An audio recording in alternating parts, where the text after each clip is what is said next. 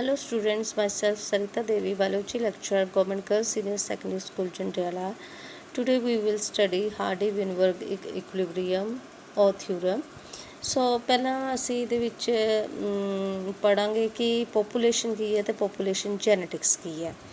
ਸੋ hair population ਇੱਕ group ਹੈ individuals the of same species ਹੈ, ਸੇਮ ਏਰੀਆ ਪਰਟੀਕੂਲਰ ਟਾਈਮ ਦੇ ਵਿੱਚ ਅਸੀਂ ਲੈਂਦੇ ਹਾਂ ਅਤੇ ਉਹਨੂੰ ਪੋਪੂਲੇਸ਼ਨ ਮੰਨਿਆ ਜਾਂਦਾ। ਪੋਪੂਲੇਸ਼ਨ ਜੈਨੇਟਿਕਸ ਹੈ, ਉਹ ਸਟੱਡੀ ਹੈ frequency of genes in a population. ਜਿਹੜੀ ਫਰੀਕੁਐਂਸੀ ਹੈ ਕਿਹੜੀ ਜੀਨ ਉਸ ਦੇ ਵਿੱਚ ਕਿਸ ਦੀ ਫਰੀਕੁਐਂਸੀ ਜ਼ਿਆਦਾ ਹੈ ਜੀਨਸ ਦੀ in a population, that is known as population genetics.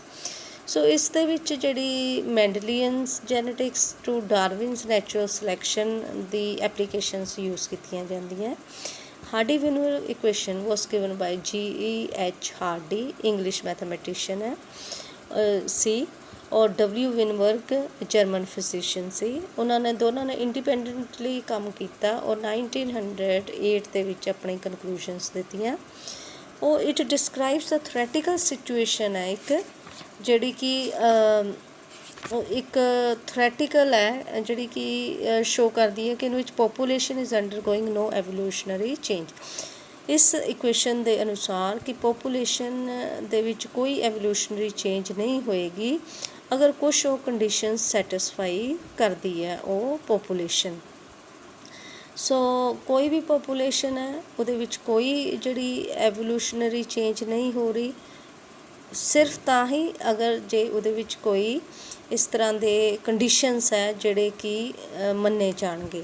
So gene frequency ਕੀ ਹੋਏਗੀ, ਇੱਕ ਫਰੀਕੁਐਂਸੀ ਜਿਹਦੇ ਨਾਲ ਬਾਈ ਵਿੱਚ ਪਰਟੀਕੂਲਰ ਅਲੀਲ ਅਕਰਸ ਇਨ ਪੋਪੂਲੇਸ਼ਨ। ਜੇ ਕੋਈ ਵੀ ਖਾਸ ਜਿਹੜੀ ਇੱਕ ਪਰਟੀਕੂਲਰ ਟਾਈਪ ਅਲੀਲ ਜਿਹੜੀ ਸ਼ੋ ਹੋ ਰਹੀ ਹੈ in a population, that is known as gene frequency.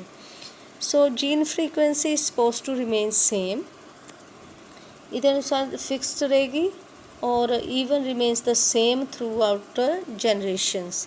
ਉਹ ਕਿਸੇ ਖਾਸ ਪੋਪੂਲੇਸ਼ਨ ਵਿੱਚ ਜੀਨ ਫਰੀਕੁਐਂਸੀ ਜਿਹੜੀ ਰਿਮੇਨ ਸੇਮ ਰਹੇਗੀ ਔਰ ਫਿਕਸਡ ਰਹੇਗੀ ਥਰੂ ਜਨਰੇਸ਼ਨਸ। ਹਾਰਡੀ-ਵਿਨਬਰਗ ਪ੍ਰਿੰਸੀਪਲ ਦੇ ਅਨੁਸਾਰ allele frequencies in a population are stable ਹੈ ਔਰ ਕੌਂਸਟੈਂਟ ਹੈ, ਚੇਂਜ ਨਹੀਂ ਹੁੰਦੇ from generations to generation. So gene pool means कि total genes and the alleles in a population remains constant. So according to this theory कि ਜਿਹੜੀ frequency है genes the it remains same throughout the generations to generation। ਇਸ ਕਰਕੇ ਇਹਨੂੰ ਕਿਹਾ ਜਾਂਦਾ ਹੈ ਜੈਨੇਟਿਕ ਇਕੁਇਲਿਬਰੀਅਮ। ਜਿਹੜਾ ਸਮ ਟੋਟਲ ਲੈ ਲਈਏ ਅਸੀਂ ਪੂਰੀ ਅਲੀਲਿਕ ਫਰੀਕੁਐਂਸੀਜ਼ ਦੀ ਇਹਦੇ ਅਕੋਰਡਿੰਗ 1 ਮੰਨੀ ਜਾਂਦੀ ਹੈ। ਸੋ ਕਿਹੜੇ ਕਿਹੜੇ 5 ਫੈਕਟਰਸ ਹੈ ਜਿਹੜੇ ਇਫੈਕਟ ਕਰਦੇ ਆ ਹਾਰਡੀ-ਵਿਨਬਰਗ ਪ੍ਰਿੰਸੀਪਲ ਨੂੰ। Following 5 factors affect the Hardy-Weinberg equilibrium.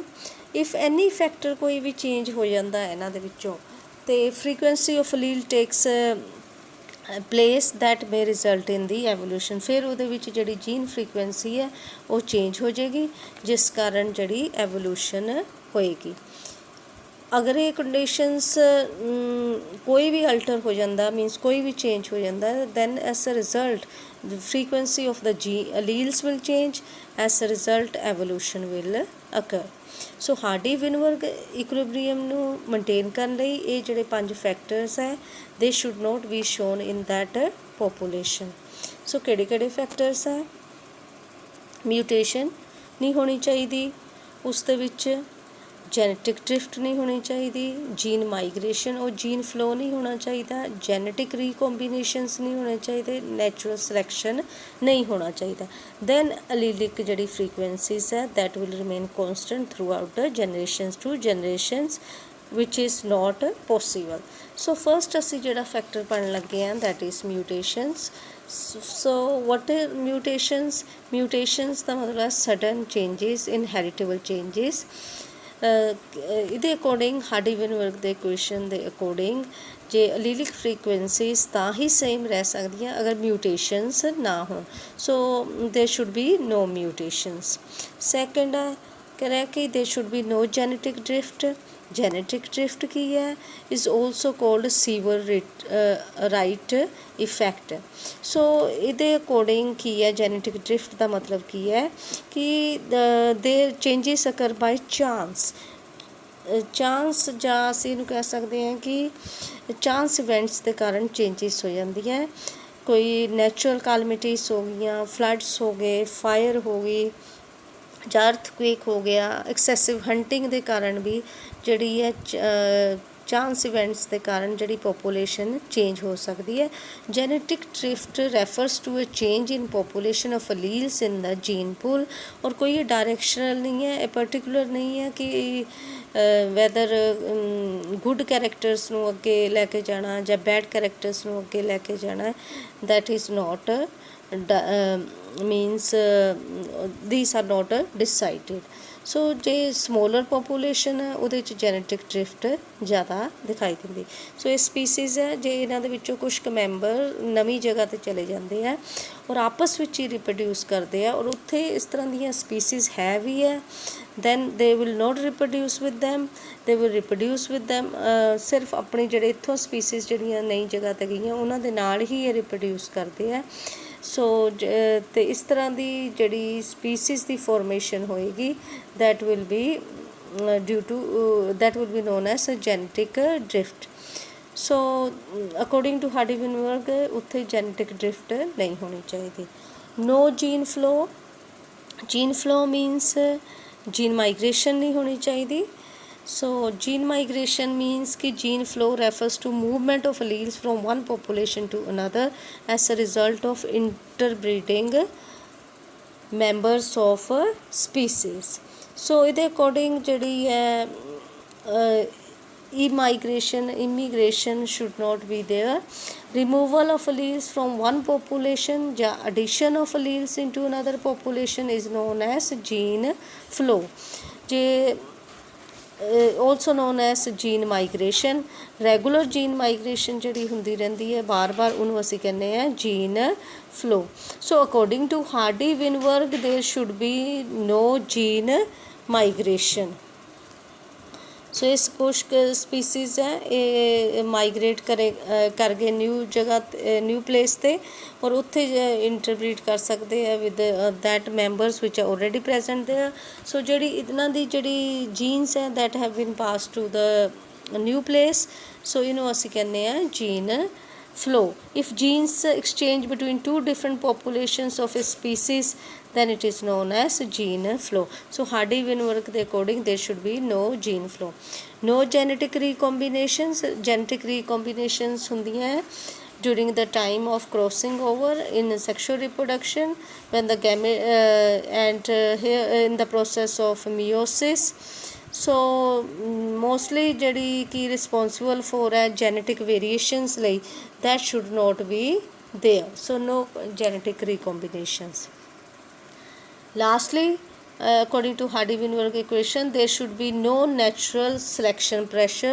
nature नहीं select करेगा species ਨੂੰ with respect to alleles। there should be no natural selection which is not possible। so ਇਹ 5 factors ਸੀ, ਅਗਰ ਇਹ ਨਹੀਂ ਹੁੰਦੇ then the population ਜਿਹੜੀ ਆ ਉਸ ਏਰੀਏ ਦੀ that will follow the Hardy Weinberg equilibrium। ਅਗਰ ਇਹਨਾਂ ਦੇ ਵਿੱਚ ਚੇਂਜਿਸ ਆਉਂਦੀਆਂ then the frequency of the alleles will change। as a result it will lead to evolution। so now we will discuss this mathematical theorem है ਜਾਂ mathematical expression है of Hardy Weinberg equilibrium। individual frequencies of alleles may be represented by P and Q। ਨਾ ਆਪਾਂ represent ਕਰ ਸਕਦੇ ਹਾਂ ਜਿਹੜੀ ਵੀ ਕਿਸੇ ਵੀ ਇੰਡੀਵਿਜੂਅਲ ਫਰੀਕੁਐਂਸੀ ਅਲੀਲ ਦੀ ਅਸੀਂ ਸ਼ੋ ਕਰਨੀ ਹੈ can be represented by P and Q। ਕਿਉਂਕਿ in diploid individuals P and Q represents the frequency of allele A ਔਰ ਇਹ ਵਾਲੀ ਜਿਹੜੀ Q ਹੈ ਅਲੀਲ ਜਿਹੜੀ that will represent the recessive ਜਾਂ character। so here अगर A है in case of homozygous recessive then it will be represented by Q square। अगर homozygous dominant है then it will be represented by P square। अगर heterozygous condition है then it will be represented by 2pq. So the equation for this will be like p square plus 2pq plus q square is equal to 1. ਇਹਨੂੰ 1 ਦੇ ਬਰਾਬਰ ਅਸੀਂ ਮੰਨਦੇ ਹਾਂ. ਸੋ p square ਕੀ ਹੈ? frequency of homozygous dominant genotype. And here q square is the frequency of homozygous recessive genotype. 2pq, that is frequency of heterozygous genotype.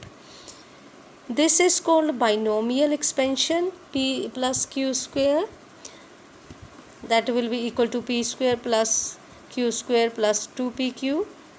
So it is possible to calculate all the alleles and genotype frequencies using the allele frequency.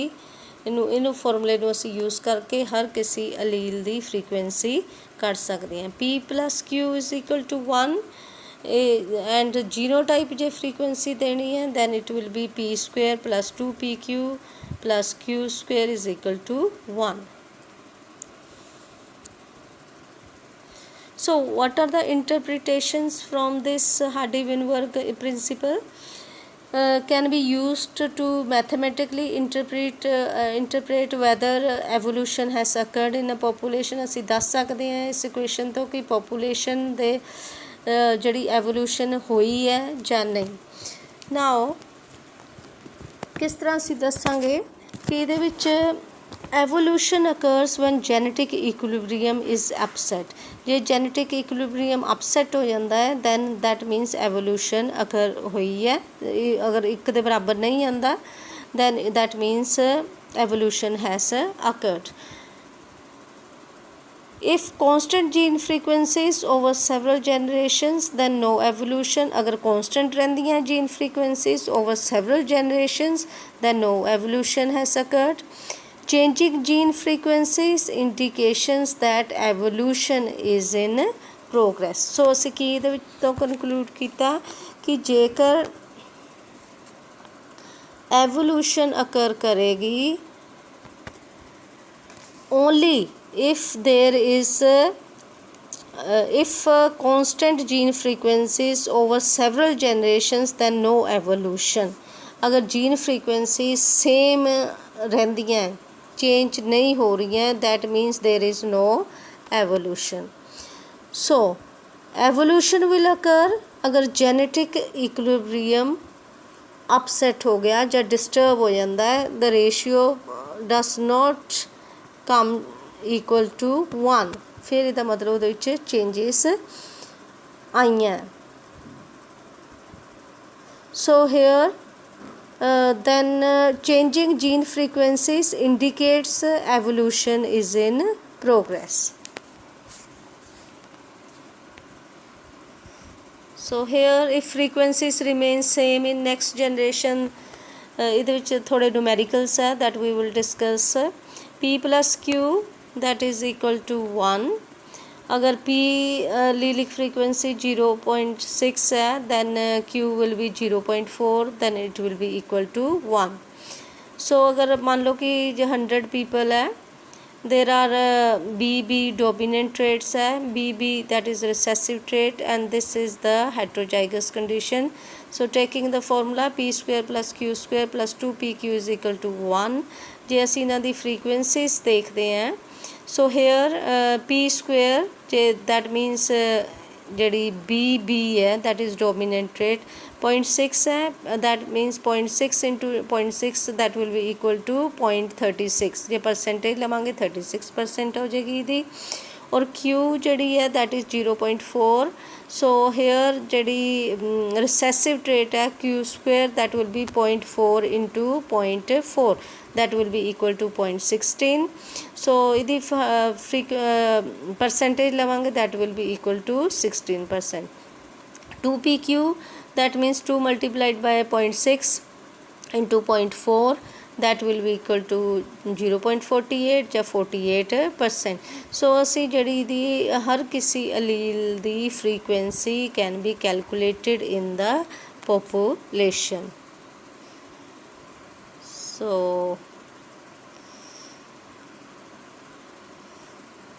Genetic drifts ਹੈ, genetic drift ਜਿਹੜਾ ਅਸੀਂ ਪੜ੍ਹਿਆ ਹੈ ਕਿ due to some chance factors, ਉਹ ਜਿਹੜੀ this can be of 2 types.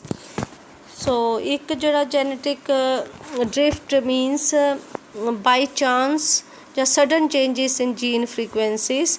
genetic can be by random changes in the allelic frequencies, floods ਦੇ ਕਾਰਨ ਜਾਂ ਫਿਰ ਕਿਸੇ ਕਾਲਮਿਟੀ ਦੇ ਕਾਰਨ, ਕਿਸੇ ਦੇ ਕਾਰਨ ਵੀ ਚੇਂਜ ਹੋ ਸਕਦਾ ਹੈ।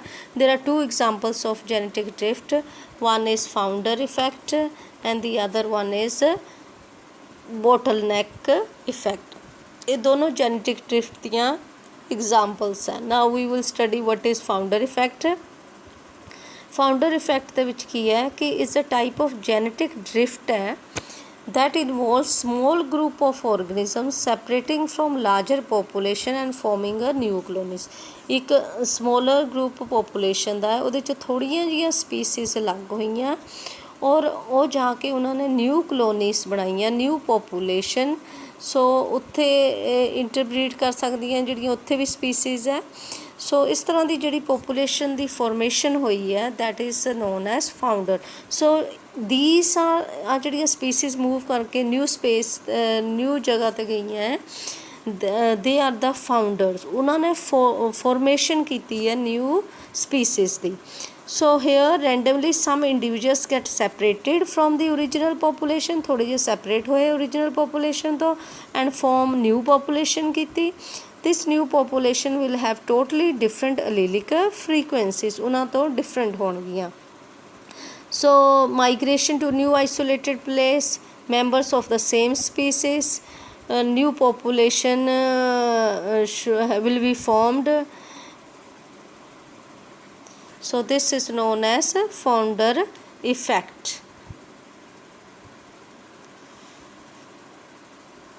but these new species they will interbreed with one another। ਪਹਿਲਾਂ ਤਾਂ ਵੈਸੇ ਉੱਥੇ ਨਿਊ ਸਪੀਸ ਇਸ ਤਰ੍ਹਾਂ ਦੀਆਂ ਸਪੀਸੀਜ਼ ਨਹੀਂ ਹੋਣੀਆਂ ਚਾਹੀਦੀਆਂ। ਇਨ ਕੇਸ ਹੈ then they should not mate with that। by chance the allelic frequencies in small colonies will be different from the original population, due to this genetic variation is limited।